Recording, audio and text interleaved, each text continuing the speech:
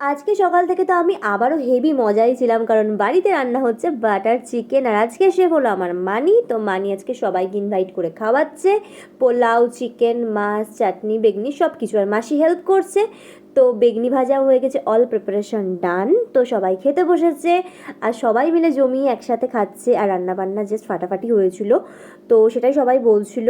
তো মণি, আমার সেজ পিসি, জেঠু সবাই খেতে বসেছে। আর মনির দুই বোন, বড় বুড়ি মাসি, ছোটো বুড়ি মাসি, যাদেরকে তোমরা আমার আগের ব্লগেও দেখেছো, সবাই মিলে একটা গ্র্যান্ড লাঞ্চ হচ্ছে। আর তারপর তো আমি খেয়ে দেখলাম, রিভিউ দিলাম, দারুণ হয়েছে প্রত্যেকটা রান্না। আর লাস্ট ব্যাচে বসেছিল আমার মা, আমার মানি আর আমার বাবা।